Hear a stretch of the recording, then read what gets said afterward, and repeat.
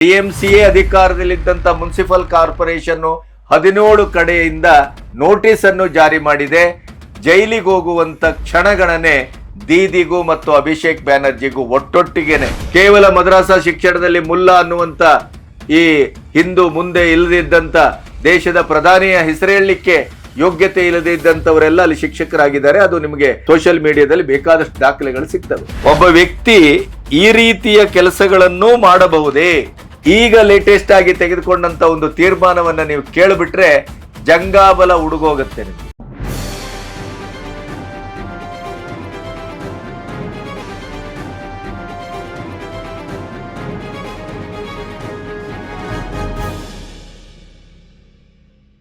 ನಮಸ್ತೆ, B Ganapati news ಚಾನೆಲ್ಗೆ ಸ್ವಾಗತ. ಪಶ್ಚಿಮ ಬಂಗಾಳದ ಬಗ್ಗೆ ಆಗಾಗ ಮಾತಾಡದೇ ಇದ್ರೆ ನಾವು ಪತ್ರಿಕೋದ್ಯಮದಲ್ಲಿ ಇದ್ದದ್ದು ಯಾಕೆ ಅನ್ನುವ ಪ್ರಶ್ನೆ ನಮ್ಮನ್ನೇ ಕಾಡ್ತಾ ಇದೆ. 15 ವರ್ಷಗಳಲ್ಲಿ ಆಗದೇ ಇದ್ದಂತ ಕೆಲಸವನ್ನ ಸುವೇಂದು ಅಧಿಕಾರಿ ಕೇವಲ 15 ದಿನದಲ್ಲಿ ಮಾಡಿ ಮುಗಿಸ್ತಾ ಇದ್ದಾರೆ. ಅವರು ಮಾಡ್ತಾ ಇರುವಂತ ಒಂದೊಂದು ಕೆಲಸವನ್ನು ನೀವು ಗಮನಿಸ್ಬಿಟ್ರೆ ಒಬ್ಬ ವ್ಯಕ್ತಿ ಈ ರೀತಿಯ ಕೆಲಸಗಳನ್ನು ಮಾಡಬಹುದೇ ಅಂತ ನಿಮಗೆ ಅಚ್ಚರಿ ಆಗುವುದಲ್ಲ, ಬೆರಗಾಗ್ತೀರಿ. ಆ ಮಟ್ಟದ ಕೆಲಸವನ್ನ ಮಾಡ್ತಾ ಇದ್ದಾರೆ. 90 ಲಕ್ಷ ಬಾಂಗ್ಲಾದೇಶಿಕರಿಗೆ ಗೇಟ್ ಪಾಸ್ ಅನ್ನ ಕೊಡ್ತಾ ಇದ್ದಾರೆ. 120 ಎಕರೆ ಚಿಕನ್ ನೆಕ್ ಅನ್ನ BSF ಗೆ ಮತ್ತು ಕೇಂದ್ರ ಸರ್ಕಾರಕ್ಕೆ ಬಿಟ್ಟುಕೊಟ್ಟದನ್ನ ನೀವು ಗಮನಿಸಿದ್ದೀರಿ. TMC ಪಕ್ಷ ಸಂಪೂರ್ಣವಾಗಿ ಚಿಂದಿ ಚಿತ್ರಾನ್ನವಾಗ್ತಾ ಇದೆ. ಜಹಾಂಗೀರ್ ಖಾನ್ ಅಂತ ನೊಟೋರಿಯಸ್ ಡಾನ್ ಉತ್ತರ ಪ್ರದೇಶದ ಸಿಂಗಮ್ಗೆ ಯಾವ ರೀತಿ ಮಾತಾಡ್ದ, ನೀನು ಸಿಂಗಮ್ ಆದ್ರೆ ನಾನು ಪುಷ್ಪ, ಮೇ 4 ನಂತರ ನಿನ್ನನ್ನು ಹುಡುಕಿ ಹೊಡೆತೇವೆ ಎಲ್ಲ ಮಾತಾಡಿದವರೆಲ್ಲರೂ ಈಗ ಜೈಲಲ್ಲಿದ್ದಾರೆ. ಜಹಾಂಗೀರ್ ಖಾನ್ ಫಾಲ್ಟ್ ಆದ ಎಲೆಕ್ಷನ್ ಇಂದ ಕೊನೆ ಗಳಿಗೆಯಲ್ಲಿ ತನ್ನ ವಾಪಸ್ಸಾತಿಯನ್ನ ಘೋಷಿಸಿದರು. ಇದೇ ಅಭಿಷೇಕ್ ಬ್ಯಾನರ್ಜಿ ದೀದಿ ಸಾಮ್ರಾಜ್ಯದ ಯುವರಾಜ, ತಾನು ಆಡಿದ್ದೇ ಸಂವಿಧಾನ, ಮಾಡಿದ್ದೇ ಕಾರ್ಯಾಂಗ, ಘೋಷಿಸಿದ್ದೇ ಜನತಂತ್ರ ವ್ಯವಸ್ಥೆ, ನಮ್ಮನ್ನ ಬಿಟ್ರೆ ಇನ್ಯಾರು ಇಲ್ಲಿ ಬಂಗಾಲಕ್ಕೆ ಗೂಳಿಯ ತರ ಹುಂಕರಿಸ್ತಾ ಇದ್ದ. ಮೇ 4 ನಂತರ ಅಮಿತ್ ಶಾ ಗೂಂಡಾ, ಎಲ್ಲಿರ್ತೀರಿ, ಏನ್ ಮಾಡ್ತೀರಿ, ಬನ್ನಿ ಮೇ 4 ನಂತರ ಬಂಗಾಲಕ್ಕೆ ನಾವು ನೋಡ್ಕೊಳ್ತೇವೆ ಅಂತ ಪಬ್ಲಿಕ್ ಅಲ್ಲಿ ಹುಂಕರಿಸಿದ ಮನುಷ್ಯ ಇವತ್ತು 43 ಅಕ್ರಮ ಸೈಟ್ಗಳಿಗಾಗಿ TMCA ಅಧಿಕಾರದಲ್ಲಿದ್ದಂತ ಮುನ್ಸಿಪಲ್ ಕಾರ್ಪೊರೇಷನ್ 17 ಕಡೆಯಿಂದ ನೋಟಿಸ್ ಅನ್ನು ಜಾರಿ ಮಾಡಿದೆ. ಜೈಲಿಗೆ ಹೋಗುವಂತ ಕ್ಷಣಗಣನೆ ದೀದಿಗೂ ಮತ್ತು ಅಭಿಷೇಕ್ ಬ್ಯಾನರ್ಜಿಗೂ ಒಟ್ಟೊಟ್ಟಿಗೆನೆ. ಯಾವುದೇ ರೀತಿಯಲ್ಲೂ TMCಯ ಪಕ್ಷದ ಸಭೆ ಕರೆದ್ರೆ ಯಾವ ನಾಯಕರು ಬರ್ತಾ ಇಲ್ಲ. ದೀದಿಯ ಬಗ್ಗೆ ಆಕ್ಷೇಪ, ಅಭಿಷೇಕ್ ಬ್ಯಾನರ್ಜಿಗಾಗಿ TMCಯನ್ನ ಬಲಿ ಹಾಕಿದ ನಾಯಕಿ, ಈ ರೀತಿಯ ಮಾತುಗಳು ಬಿಜೆಪಿಯಿಂದಲ್ಲ TMCಯಿಂದಲೇ ಬರ್ತಾ ಇದೆ. ಅಕ್ರಮ ಕಟ್ಟಡಗಳೆಲ್ಲವೂ ಧ್ವಂಸ ಆಗ್ತಾ ಇದೆ. TMCಯ ನೊಟೋರಸ್ ಗೂಂಡಾಗಳೆಲ್ಲ ಜೈಲ್ ಸೇರ್ತಾ ಇದ್ದಾರೆ. ಯಾವುದನ್ನು ಬಿಡ್ತಾ ಇಲ್ಲ. ಪಬ್ಲಿಕ್ ಅಲ್ಲಿ ನಮಾಜ್ ಮಾಡುವಂಗಿಲ್ಲ, ಆಜಾನನ್ನ ನೀವು ಮೈಕ್ ನಲ್ಲಿ ಕೂಗುವಂಗಿಲ್ಲ. ಈಗ ಲೇಟೆಸ್ಟ್ ಆಗಿ ತೆಗೆದುಕೊಂಡಂತ ಒಂದು ತೀರ್ಮಾನವನ್ನ ನೀವು ಕೇಳಿಬಿಟ್ರೆ ಜಂಗಾಬಲ ಉಡುಗೋಗುತ್ತೆ ನಿಮ್ಗೆ. ಅದೇನು, ಪಶ್ಚಿಮ ಬಂಗಾಳದಲ್ಲಿ ಏನಾಗ್ತಾ ಇದೆ ಹಾಗಾದ್ರೆ ಆ ಎಲ್ಲ ವಿವರಗಳನ್ನ ನಿಮ್ಮೊಟ್ಟಿಗೆ ಹಂಚ್ಕೋಬೇಕು. ಇಲ್ಲಿಯವರೆಗೆ ನನ್ನ ಚಾನೆಲ್ ಅನ್ನ ಸಬ್ಸ್ಕ್ರೈಬ್ ಮಾಡದೇ ಇದ್ರೆ ಸಬ್ಸ್ಕ್ರೈಬ್ ಮಾಡಿ ಮತ್ತು ಸ್ವತಂತ್ರ ಪತ್ರಿಕೋದ್ಯಮಕ್ಕೆ ಆರ್ಥಿಕವಾಗಿ ಬೆಂಗಾವಲಾಗಿ. ನಂಬರ್ 1, ನುಡಿದಂತೆ ನಡೆದಿದ್ದೇವೆ ಅಂತ ಕರ್ನಾಟಕದಲ್ಲಿ ಸಿದ್ದರಾಮಯ್ಯನವರು ಸುಳ್ಳು ಹೇಳ್ಕೊಂಡು ತಿರುಗಾಡಿದ್ರೆ 3 ವರ್ಷದ ಸಾಧನಾ ಸಮಾವೇಶ ಮಾಡಿ ಕೊಡಬೇಕಾದಂತ ಆಶಾ ಕಾರ್ಯಕರ್ತರಿಗೆ ಸಂಭಾವನೆಯನ್ನು ಕೊಡದೇ ಇದ್ದಂತ ಒಂದು ಏನು ಕ್ಷುಲ್ಲಕವಾದಂತ ಹೇಸಿಗೆಯಾದಂತ ಒಂದು ದೃಶ್ಯ ವರ್ತಮಾನ ನಮ್ಮ ಕಣ್ಣೆದುರಿದ್ರೆ ಸುವೇಂದು ಅಧಿಕಾರಿ ಏನನ್ನ ಮಾತಾಡಿದ್ರೋ ಅದನ್ನ ಸಂಪೂರ್ಣವಾಗಿ ಕಾರ್ಯರೂಪಕ್ಕೆ ತರುವ ದಿಕ್ಕಿನಲ್ಲಿ ಬುಲೆಟ್ ಟ್ರೈನ್ಗಿಂತ ಫಾಸ್ಟ್ ಹೋಗ್ತಾ ಇದೆ. ಉತ್ತರ ಬಂಗಾಳದ ಪ್ರದೇಶದಿಂದ ಬಿಜೆಪಿ ಕಮಲ ಏನು ಅರಳಿತ್ತು ಪ್ರಥಮವಾಗಿ, ಆವಾಗಲೇ ಅಲ್ಲಿಗೆ ಬೇಕಾದಂತ ಆಸ್ಪತ್ರೆಗಳು ಇನ್ನೊಂದು ಮಗದೊಂದು 6 ರಿಂದ 7 ಆಶ್ವಾಸನೆಯನ್ನ ಏನು ಕೊಟ್ಟಿದ್ರು ಅದನ್ನ ಈಗಾಗಲೇ ಸ್ಯಾಂಕ್ಷನ್ ಮಾಡೇ ಆಗಿದೆ. ಯಾವತ್ತು ಈ ಕ್ಷೇತ್ರವನ್ನ ಬಿಜೆಪಿ ಮರೆಯುವುದಿಲ್ಲ ಅಂತ ಅದೇ ಕ್ಷೇತ್ರದಲ್ಲಿ ನಿಂತು ಸುವೇಂದು ಅಧಿಕಾರಿ ಘೋಷಿಸಿ ಆಯ್ತು. ಯುಸಿಸಿ ಮತ್ತು ಸಿಎಎ ಬಂಗಾಳದ ನುಸುಳುಕೋರರಿಗೆ ಸಿಂಹ ಸ್ವಪ್ನವಾಗಿ ಕಾಡಿದ್ರೆ, UCC common civil code BJP ಎಲ್ಲೆಲ್ಲ ಅಧಿಕಾರದಲ್ಲಿ ಇದೆಯೋ ಅಲ್ಲೆಲ್ಲ ಅದನ್ನು ಜಾರಿಗೆ ತರ್ತಾ ಇದೆ. ಈಗಾಗಲೇ ಅದು ಜಾರಿ ತರುವ ಪ್ರಕ್ರಿಯೆ ಆರಂಭ ಆಗಿದೆ. ಸಿಎಎ ಅನ್ನ ಸಂಪೂರ್ಣವಾಗಿ ವಿರೋಧಿಸಿದ ಇದೇ ದೀದಿಯ ಕಣ್ಣೆದರೆ 600 ಎಕರೆ ಜಾಗವನ್ನು ಕೊಟ್ಟಾಯ್ತು. ಲೇಸರ್ ಫೆನ್ಸಿಂಗ್ ನ ಕೆಲಸ ಆರಂಭ ಆಗಿ ಆಯ್ತು. ಚಿಕನ್ ನೆಕ್ ಅನ್ನ ಕೇಂದ್ರಕ್ಕೆ ಒಪ್ಪಿಸಿ ಆಯಿತು, ಬಾಂಗ್ಲಾಕ್ಕೆ ಕಟ್ಟೆಚ್ಚರವನ್ನ ಕೊಟ್ಟು ಆಯಿತು, 90 ಲಕ್ಷಕ್ಕೂ ಹೆಚ್ಚು ಬಾಂಗ್ಲಾದೇಶಿಗರನ್ನು ಅಟ್ಟಿಯೂ ಆಯ್ತು. ಅವರೇ ಗಡಿ ಭಾಗದಲ್ಲಿ ಇದ್ದವರು, ಅವರೇ ಇವತ್ತಿದ್ದವ್ರು ಇನ್ನೊಂದು ಕ್ಷಣದಲ್ಲಿ ಇರುವುದಿಲ್ಲ. ಓಡಿ ಓಡಿ ಜೀವ ತಪ್ಪಿಸ್ಕೊಂಡು ಓಡೋಗ್ತಾ ಇದ್ದಾರೆ. ಅಕ್ರಮ ಕಟ್ಟಡಗಳೆಲ್ಲವೂ ನೆಲಸಮ ಆಗ್ತಾ ಇದೆ. ಈ ರೀತಿಯ ಬಂಗಾಲದ ಶುದ್ಧೀಕರಣ, ಪೊಲೀಸರಿಗೆ ಎಚ್ಚರಿಕೆಯನ್ನು ಕೊಡಲಾಗಿದೆ. ಆಮೇಲೆ ಆರ್ಜೆ ಕಾರ್ ಪ್ರಕರಣವನ್ನ ಸಂಪೂರ್ಣವಾಗಿ ತನಿಖೆಗೆ ಒಳಪಡಿಸಲಾಗಿದೆ. ಪ್ರತಿಯೊಂದನ್ನು ಯಾವ್ಯಾವುದನ್ನ ದೀದಿ ಸರ್ಕಾರದಲ್ಲಿ ಟಿಎಂಸಿ ಗೂಂಡಾಗಳು ಅದನ್ನ ಮುಚ್ಚಾಕ್ಲಿಕ್ಕೆ ಪ್ರಯತ್ನ ಮಾಡಿದ್ರೋ ಅವೆಲ್ಲವನ್ನ ಓಪನ್ ಮಾಡಿ ಅದನ್ನ ತನಿಖೆಗೊಳಪಡಿಸ್ತಿದ್ದಾರೆ. ಮತ್ತೆ ಆ ಎಲ್ಲ ಪ್ರಕರಣದಲ್ಲಿ ಯಾರೆಲ್ಲ ಪೊಲೀಸ್ ಆಫೀಸರ್ಸ್ಗಳು ಇತ್ಯಾದಿಗಳು ಶಾಮೀಲಾಗಿದ್ರೋ ದೀದಿಯ ಮಾತು ಕೇಳಿ ಅವರನ್ನೆಲ್ಲ ಸಸ್ಪೆಂಡ್ ಮಾಡಲಾಗಿದೆ. ಆರ್ಜಿ ಕಾರ್ ಒಂದು ಪ್ರಕರಣದಲ್ಲಿ ಯಾವ ಪೊಲೀಸ್ ಅಧಿಕಾರಿಣಿ ಅತ್ಯಂತ ದಕ್ಷವಾಗಿ ಕೆಲಸ ಮಾಡಿದ್ಲೋ ಆ ಹೆಣ್ಣುಮಗಳನ್ನ ಮತ್ತೆ ವಾಪಸ್ ರಿಕ್ರೂಟ್ಮೆಂಟ್ ಮಾಡಲಾಗಿದೆ, ರೀಇನ್ಸ್ಟೇಟ್ ಮಾಡಲಾಗಿದೆ. ದಕ್ಷ ಅಧಿಕಾರಿಗಳಿಗೆ ಮಣೆ ಹಾಕುವ, ದ್ರೋಹಿ ಮತ್ತು ಭ್ರಷ್ಟ ಅಧಿಕಾರಿಗಳನ್ನ ಒದ್ದೋಡಿಸುವ ಕೆಲಸ ನಿರಂತರವಾಗಿ ನಡೆದಿದೆ. ಟಿಎಂಸಿ ಪಕ್ಷಕ್ಕೆ ಅಳಿವು ಉಳಿವಿನ ಒಂದು ಸಂಕ್ರಮಣ ಸ್ಥಿತಿ ಈಗ ಕಾಡ್ತಾ ಇದೆ.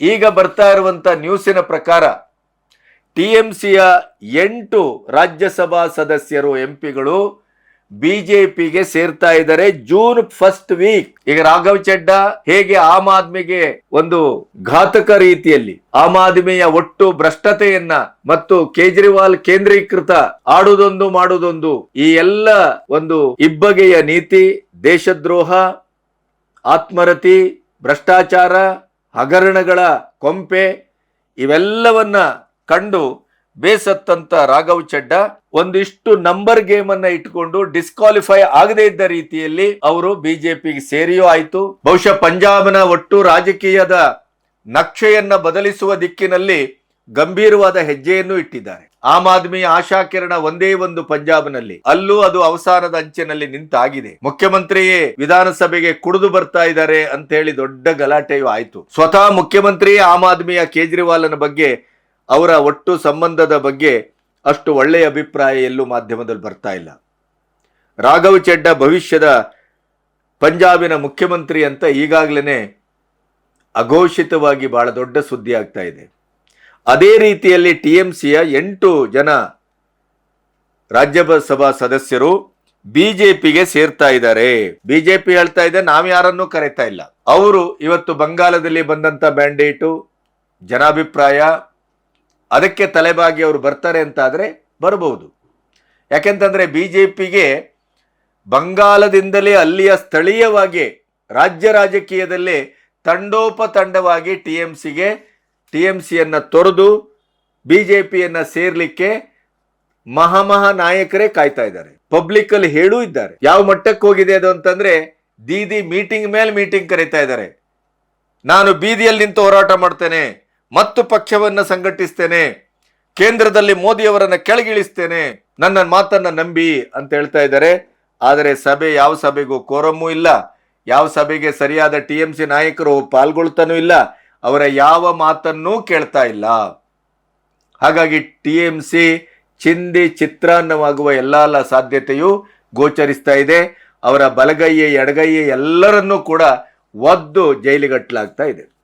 ಆಮೇಲೆ ಆಸ್ತಿ ಕಬಳಿಕೆಯಲ್ಲಿ ಅಭಿಷೇಕ್ ಬ್ಯಾನರ್ಜಿಯನ್ನು ಸೇರಿ ಮಮತಾ ಬ್ಯಾನರ್ಜಿಯವರ ಆಪ್ತರ ವಲಯವನ್ನೇ ಇಡೀ ಗುರುತಿಸಿ ಸುವೇಂದು ಅಧಿಕಾರಿ ಮುನ್ಸಿಪಲ್ ಕಾರ್ಪೊರೇಷನ್ಗೆ ಸಂಪೂರ್ಣವಾದಂತ ವಿವರ ಕೊಡ್ಲಿಕ್ಕೆ ಈಗಾಗಲೇ ಅವರು ಘೋಷಿಸಿದ್ದಾರೆ. ಮಮತಾ ಬ್ಯಾನರ್ಜಿಯ ಪರಮಾಪ್ತನೊಬ್ಬ ಈ ಘೋಷಣೆ ಆಗಿ ಅವರ ಅಕ್ರಮ ಆಸ್ತಿಯ ವಿವರಗಳನ್ನ ನಾಳೆ ಮಧ್ಯಾಹ್ನದ ಒಳಗೆ ನನಗೆ ಕೊಡಬೇಕು ಅಂತ ಘೋಷಿಸಿದ 6 ತಾಸಿನಲ್ಲಿ ಅವರು ಇಡಿ ಆಫೀಸಿಗೆ ಬಂದು ಸರೆಂಡರ್ ಆಗಿದ್ದಾರೆ. ಅಂದ್ರೆ ಎಂತೆಂಥ ಪ್ರಕ್ರಿಯೆಗಳು ನಡೀತಾ ಇದೆ. ಅದರಲ್ಲಿ ಇದೊಂದು 8 ರಾಜ್ಯಸಭಾ ಸದಸ್ಯರು ಜೂನ್ನಲ್ಲಿ ಬಿಜೆಪಿ ಸೇರುವುದು ಬಹುತೇಕ ಪಕ್ಕಾ ಆಗಿದೆ. ಎನ್ಡಿಎಗೆ ಈಗ ರಾಜ್ಯಸಭೆಯಲ್ಲೇ ದೊಡ್ಡ ಸಮಸ್ಯೆ, ಅಲ್ಲಿ 148ಕ್ಕೆ ಈಗ ಏರಿದೆ. ಇವರೆಲ್ಲರೂ ಬಂದ್ರೆ ಅಲ್ಲಿ ಬಹುಶಃ ಅವರಿಗೆ ಒಂದು ಬಹುಮತ ಬರುವಂತ ನಿರೀಕ್ಷೆ ಕಾಣ್ತಾ ಇದೆ. ಸುವೇಂದು ಅಧಿಕಾರಿ ಇನ್ನೊಂದು ಅದ್ಭುತವಾದಂಥ ಹೆಜ್ಜೆಯನ್ನ ಇಟ್ಟಿದ್ದಾರೆ. ಬಂಕಿಂ ಚಂದ್ರರು ಸ್ವಾತಂತ್ರ್ಯೋತ್ಸವದ ಸಂದರ್ಭದಲ್ಲಿ ಒಂದೇ ಮಾತರಂ ಇಡೀ ದೇಶದ ಒಂದು ಏಕಗೀತೆಯಾಗಿ, ಸ್ವಾತಂತ್ರ್ಯ ಗೀತೆಯಾಗಿ, ಇಡೀ ಭಾರತೀಯರನ್ನ ಸ್ವಾತಂತ್ರ್ಯಕ್ಕಾಗಿ ರೋಮಾಂಚನಗೊಳಿಸುವ ಮತ್ತು ಅವರನ್ನ ಹುರಿಗೊಳಿಸುವ ಒಂದು ಕೆಲಸವನ್ನ ಮಾಡಿದ್ದಿದ್ರೆ ಒಂದೇ ಮಾತರಂ. ಆದರೆ ದೌರ್ಭಾಗ್ಯ ಅಂತಂದ್ರೆ ಒಂದೇ ಮಾತರಂ ಅನ್ನೋದು ಒಂದು ಸನಾತನ ಅಥವಾ ಹಿಂದುತ್ವದ ಒಂದು ಸಂಕೇತವಾಗಿ ಈ ಬುದ್ಧಿಜೀವಿಗಳ, ಎಡಚರ, ಕಾಂಗಿಗಳ, ಮುಸ್ಲಿಮರ ಇವರೆಲ್ಲರ ಒಂದು ಕೆಂಗಣ್ಣಿಗೆ ಗುರಿಯಾದದ್ದಿದೆಯಲ್ಲ, ಅದು ದೇಶವನ್ನ ಇವರೆಲ್ಲರೂ ಎಷ್ಟರ ಮಟ್ಟಿಗೆ ಪ್ರೀತಿಸ್ತಾರೆ, ದೇಶದ ಅಸ್ಮಿತೆಯನ್ನ ಎಷ್ಟರ ಮಟ್ಟಿಗೆ ಪ್ರೀತಿಸ್ತಾರೆ ಮತ್ತು ಇಡೀ ದೇಶದ ಒಂದು ಭಕ್ತಿಗೀತೆ ಅದು. ಸ್ವಾತಂತ್ರ್ಯೋತ್ಸವದಲ್ಲಿ ಸ್ವಾತಂತ್ರ್ಯ ಬರುವುದಕ್ಕೆ ಕಾರಣವಾದಂಥ ಕೆಲವು ಅಂಶಗಳಲ್ಲಿ ಒಂದೇ ಮಾತರಂ ಕೂಡ ಬಹಳ ಮುಖ್ಯವಾದಂಥ ನೆಲೆ. ಅದನ್ನೇ ವಿರೋಧಿಸ್ತಾರೆ ಅಂತಾದರೆ ಈ ವಿರೋಧಿಸುವರ ಮನೋಧರ್ಮ ಏನು ಅನ್ನೋದನ್ನು ನಾವು ಅರ್ಥ ಮಾಡ್ಕೋಬೇಕು. ಈಗ ಸುವೇಂದು ಅಧಿಕಾರಿ ಏನ್ ಮಾಡಿದ್ದಾರೆ, ಅಲ್ಪಸಂಖ್ಯಾತರ ಕಲ್ಯಾಣ ಇಲಾಖೆಯಲ್ಲೇ ಈ ಮದ್ರಾಸಗಳು ಬರ್ತವೆ, ಮದ್ರಾಸದ ಶಿಕ್ಷಣವೂ ಬರ್ತದೆ. ಮದ್ರಾಸುಗಳ ಮೇಲೆ ಈಗ ಯೋಗಿ ಆದಿತ್ಯನಾಥ್ ಯಾವ ರೀತಿ ಕಣ್ಣಿಟ್ಟಿದ್ದಾರೋ ಅದೇ ರೀತಿಯಲ್ಲಿ ಇವರು ಒಂದು ಕಣ್ಣಲ್ಲ ಎರಡೆರಡು ಕಣ್ಣಿಟ್ಟಿದ್ದಾರೆ.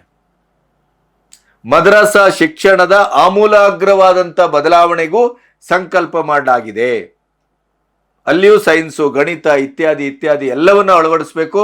ಅವರು ಮೇನ್ ಸ್ಟ್ರೀಮಿಗೆ ಬರಬೇಕು. ಆ ಹುಡುಗರು ಹುಡುಗಿಯರು ಕೇವಲ ಮದ್ರಾಸ ಶಿಕ್ಷಣದಲ್ಲಿ ಮುಲ್ಲಾ ಅನ್ನುವಂಥ ಈ ಹಿಂದೂ ಮುಂದೆ ಇಲ್ಲದಿದ್ದಂಥ ದೇಶದ ಪ್ರಧಾನಿಯ ಹೆಸರು ಹೇಳಲಿಕ್ಕೆ ಯೋಗ್ಯತೆ ಇಲ್ಲದೆ ಇದ್ದಂಥವರೆಲ್ಲ ಅಲ್ಲಿ ಶಿಕ್ಷಕರಾಗಿದ್ದಾರೆ. ಅದು ನಿಮಗೆ ಸೋಷಿಯಲ್ ಮೀಡಿಯಾದಲ್ಲಿ ಬೇಕಾದಷ್ಟು ದಾಖಲೆಗಳು ಸಿಗ್ತವೆ. ಆದ್ರಿಂದ ಅಲ್ಲಿಯ ಶಿಕ್ಷಣವನ್ನು ಅದನ್ನ ಬದಲಾಯಿಸಬೇಕು ಅಂತ ಯೋಚನೆ ಮಾಡಿರುವ ಹಿನ್ನೆಲೆಯಲ್ಲೇ ಮದ್ರಾಸ ಶಿಕ್ಷಣದಲ್ಲೂ ಕೂಡ ಅಲ್ಲಿಯ ಮಕ್ಕಳಿಗೂ ಕೂಡ ಒಂದೇ ಮಾತರಮ್ಮನ್ನ ಕಡ್ಡಾಯಗೊಳಿಸಿದ್ರು ಸುವೇಂದು. ಹಿಸ್ಟಾರಿಕಲ್ ಸ್ಟೆಪ್ ಇದು. ಭವಿಷ್ಯದಲ್ಲಿ ಪ್ರತಿ ಈ ತಲೆಮಾರು ಪೀಳಿಗೆಯು ಕೂಡ ಒಂದು ದೇಶಭಕ್ತಿಯ ಅಲೆಯಲ್ಲೇ ಅವರು ಮಿಂದೆದ್ದು ಬರಬೇಕು. ಜಾತಿ, ಮತ, ಗೋತ್ರ, ಒಂದೇ ಮಾತರಂ ಅದೆಲ್ಲವನ್ನ ಮೀರಿದೆ. ಅದು ದೇಶಗೀತೆ, ದೇಶಭಕ್ತಿ ಗೀತೆ. ಹಾಗಾಗಿ ಅದು ಮದ್ರಸಾ ಶಿಕ್ಷಣಕ್ಕೂ ಯಾವುದೇ ರೀತಿಯಲ್ಲೂ ಅದನ್ನ ಬಿಡುವಾಗಿಲ್ಲ. ಯಾಕೆಂತಂದ್ರೆ ಅದು ಧರ್ಮದ ಗೀತೆ ಅಲ್ಲ. ಧರ್ಮಕ್ಕೂ ಅದಕ್ಕೂ ಯಾವ ಸಂಬಂಧವೂ ಇಲ್ಲ, ಮತಕ್ಕೂ ಅದಕ್ಕೂ ಯಾವ ಸಂಬಂಧವೂ ಇಲ್ಲ. ಅದು ದೇಶಭಕ್ತಿ ಗೀತೆ. ಹಾಗಾಗಿ ಮದ್ರಸಾ ಶಿಕ್ಷಣದಲ್ಲಿ ಯಾರ್ಯಾರು ವಿದ್ಯಾರ್ಥಿಗಳಿರ್ತಾರೋ ಅವರಿಗೆ ಈ ಒಂದೇ ಮಾತರಂ ಕಡ್ಡಾಯಗೊಳಿಸಲಾಗಿದೆ. ಮುಸ್ಲಿಂ ಸಮುದಾಯದ ಮಕ್ಕಳು ಕೂಡ ಒಂದೇ ಮಾತರಂನಿಂದ ಹೊರತಾಗಿರುವಾಗಿಲ್ಲ. ಯಾಕೆಂತಂದ್ರೆ ಅವರು ಶಿಕ್ಷಣಾರ್ಥಿಗಳು, ಸರ್ಕಾರದ ಅಡಿಯಲ್ಲೇ ಬರ್ತಾರೆ. ಸರ್ಕಾರದ ಸಂವಿಧಾನದ ಎಲ್ಲ ಕಾನೂನು ಕಟ್ಟಳೆಗಳು ಅವರಿಗೆ ಅನ್ವಯಿಸತಕ್ಕದ್ದು. ಇದು ಈಗ ಇಡೀ ದೇಶದಲ್ಲಿ ದೊಡ್ಡ ಹಲ್ಚಲನ್ನ ಮಾಡ್ತಾ ಇದೆ, ಸುದ್ದಿ ಮಾಡ್ತಾ ಇದೆ. ಸುವೇಂದು ಅಧಿಕಾರಿ ಇಟ್ಟಂತ ಪ್ರತಿಯೊಂದು ಹೆಜ್ಜೆ ಇವತ್ತು ಅಂತಾರಾಷ್ಟ್ರೀಯ ಮಟ್ಟದಲ್ಲೂ ಅದು ಸುದ್ದಿ ಮಾಡ್ತಾ ಇದೆ. ಮತ್ತೆ TMC ಬಹುಶಃ ಇದೇ ರೀತಿ ಸುವೇಂದು ಮುಂದುವರೆದರೆ TMC ಅನ್ನುವಂಥ ಪಕ್ಷದ ನಿಶಾನೆ ಕೂಡ ಬಂಗಾಲದಲ್ಲಿ ಉಳಿಯುವುದಕ್ಕೆ ಮಮತಾ ಬ್ಯಾನರ್ಜಿ ಗ್ಯಾಂಗು ತುಂಬಾ ತುಂಬಾ ತುಂಬಾ ಪ್ರಯತ್ನ ಪಡಬೇಕಾದಿತ್ತು, ಹೋರಾಟ ಮಾಡಬೇಕಾದಿತ್ತು. ಯಾಕೆಂತಂದ್ರೆ ಯಾವುದೇ ರೀತಿಯಲ್ಲೂ TMCಗೆ ಭವಿಷ್ಯವೇ ಇಲ್ಲ ಅನ್ನುವಂಥ ಒಂದು ಸಾರ್ವತ್ರಿಕವಾದಂಥ ಅಭಿಪ್ರಾಯ ಬಂಗಾಲದಲ್ಲಿ ಮೂಡಿದೆ. ನೀವು ಬಂಗಾಲದಲ್ಲಿ ಸ್ಥಳೀಯ ಮಾಧ್ಯಮಗಳು ಅಥವಾ ಸ್ಥಳೀಯ ಟಿವಿಗಳಲ್ಲಾಗುವ ಚರ್ಚೆಗಳು ಅಥವಾ ಅಂತಾರಾಷ್ಟ್ರೀಯ ಮತ್ತು ರಾಷ್ಟ್ರೀಯ ಮಾಧ್ಯಮಗಳು ಎತ್ತುಕೊಂಡು ಅವರು ಮಾಡ್ತಾ ಇರುವಂಥ ಚರ್ಚೆಗಳು ಇತ್ಯಾದಿಗಳನ್ನು ಗಮನಿಸಿದರೆ TMCಗೆ ಬಂಗಾಲದಲ್ಲಿ ಅಸ್ತಿತ್ವವೇ ಭವಿಷ್ಯದಲ್ಲಿ ಕಷ್ಟ ಆಗಬಹುದು. ಕಾಂಗ್ರೆಸ್ ಮುಕ್ತ ಭಾರತ ಆಗುವುದರ ಜೊತೆಗೆ TMC ಮುಕ್ತ ಬಂಗಾಲ ಆದರೂ ಆಶ್ಚರ್ಯ ಇಲ್ಲ. ಯಾಕೆಂದ್ರೆ ಸುವೇಂದು ಅಧಿಕಾರಿಯವರ ಪ್ರತಿ ಸ್ಟೆಪ್ಪಿಗೂ ಪ್ರತಿ ಹೆಜ್ಜೆಗೂ ಅಲ್ಲಿ ಸಿಗ್ತಾ ಇರುವಂಥ ಜನಮನ್ನಣೆ ಗಮನಿಸಿದರೆ ಜನ ಇಡೀಯದಾಗಿ ಸುವೇಂದು ಅಧಿಕಾರಿ ಹಿಂದೆ ನಿಲ್ಲುವ ಎಲ್ಲ ದಿನಗಳು ಅಲ್ಲಿ ಹತ್ತಿರದಲ್ಲೇ ಕಾಣಿಸ್ತಾ ಇದೆ. ಇವನ್ ಮುಸ್ಲಿಂ ಸಮುದಾಯದಿಂದಲೂ ಕೂಡ ನಮಗೆ ಒಳ್ಳೇದಾಗತ್ತೆ ಅಂತಾದರೆ, ಬಂಗಾಲಕ್ಕೆ ಒಳ್ಳೇದಾಗತ್ತೆ ಅಂತಾದರೆ, ನಾವೆಲ್ಲರೂ ಒಟ್ಟಾಗಿ ಒಂದು ಚೆನ್ನಾಗಿ ಬದುಕುವ ಭವಿಷ್ಯ ನಮಗೆ ದಕ್ತದೆ ನಮ್ಮ ಮಕ್ಕಳಿಗೆ ಅಂತಾದರೆ, ನಾವು ಸುವೇಂದು ಅಧಿಕಾರಿ ಅವರಿಗೆ ನಾವು ಸಪೋರ್ಟ್ ಮಾಡ್ತೇವೆ ಅನ್ನುವಂತ ಅಲ್ಲಲ್ಲಿ ಧ್ವನಿಗಳು ಬರ್ತಾ ಇದೆ. ಹಾಗಾಗಿ ಸುವೇಂದು ಅಧಿಕಾರಿಯವರು ಬಂಗಾಲದಲ್ಲಿ ಬಹಳ ಅದ್ಭುತವಾದ ಕೆಲಸ ಮಾಡ್ತಾ ಇದ್ದಾರೆ, ಧರ್ಮಾತೀತವಾಗಿ ಮಾಡ್ತಾ ಇದ್ದಾರೆ, ಪಕ್ಷಾತೀತವಾಗಿ ಮಾಡ್ತಾ ಇದ್ದಾರೆ. ಮತ್ತೆ ಬಂಗಾಲದ ನೆಲಕ್ಕೆ ಅದು ಏನನ್ನ ಬಯಸಿತ್ತೋ ಅದನ್ನ ಧಾರಾಳವಾಗಿ ಕೊಡುವ ಕೆಲಸವನ್ನ ಮಾಡ್ತಾ ಇದ್ದಾರೆ. ಅದರ ಒಟ್ಟು ಫಲಿತಾಂಶ ಭವಿಷ್ಯ ಏನು ಅನ್ನೋದನ್ನ ನಾವು ನಿರಂತರವಾಗಿ ಅದರ ಅಬ್ಸರ್ವೇಷನ್ನಿಂದ ತಿಳ್ಕೋಬೇಕೆ ಹೊರತು ಈಗಲೇ ಯಾವ ತೀರ್ಮಾನಕ್ಕೂ ಬರ್ಲಿಕ್ಕೆ ಸಾಧ್ಯ ಆಗುವುದಿಲ್ಲ. ಅದರ ಒಂದಂತೂ ಸತ್ಯ, ನಿರೀಕ್ಷೆಗೆ ಮೀರಿದ ಒಂದು ಬದಲಾವಣೆಯ ಮಹಾಪರ್ವ ಬಂಗಾಲದ ನೆಲದಲ್ಲಿ ಇಂಚಿಂಚು ಕ್ಷಣಕ್ಕೂ ಆಗ್ತಾ ಇದೆ ಅನ್ನೋದ್ರ ಬಗ್ಗೆ ಮರು ಮಾತೇ ಇಲ್ಲ. ಇದು ಭಾರತದ ಒಟ್ಟು ಭವ್ಯತೆಯನ್ನ, ದಿವ್ಯತೆಯನ್ನ, ಅಖಂಡತೆಯನ್ನ ಮತ್ತು ಭಾರತದ ಶಕ್ತಿಯನ್ನ, ಭದ್ರತೆಯನ್ನ ಎಲ್ಲ ರೀತಿಯಿಂದಲೂ ಒಂದು ಸಮಗ್ರವಾದಂಥ ಒಂದು ನೆಲೆಗೆ, ಆಯಕಟ್ಟಿನ ಜಾಗಕ್ಕೆ ಅದು ತಂದು ನಿಲ್ಲಿಸ್ತದೆ. ಅದರ ಜೊತೆಗೆ ಪಾಕಿಸ್ತಾನ, ಬಾಂಗ್ಲಾ ಇಂಥ ನೆರೆಹೊರೆಯ ಶತ್ರು ರಾಷ್ಟ್ರಗಳಿಗೆ ಸುವೇಂದು ಅಧಿಕಾರಿ, ಆ ಕಡೆಗೆ ಬಿಸ್ವಂತ್ ಶರ್ಮಾ, ಯೋಗಿ ಆದಿತ್ಯನಾಥ್ ಇವರೆಲ್ಲರೂ ಸೇರಿ ನಿತ್ಯ ನಿರಂತರವಾಗಿ ಮಗ್ಗಲು ಮುರಿಯುವ ಕೆಲಸವನ್ನ ಮಾಡ್ತಾ ಇದ್ದಾರೆ ಅನ್ನೋದರ ಬಗ್ಗೆ ಅತ್ಯಂತ ಹೆಮ್ಮೆಯನ್ನ ಪಡಬೇಕು ಈ ದೇಶದ 140 ಕೋಟಿ ಜನ ಅಂತ ನನ್ನ ಅಭಿಪ್ರಾಯ. ನಮಸ್ತೆ.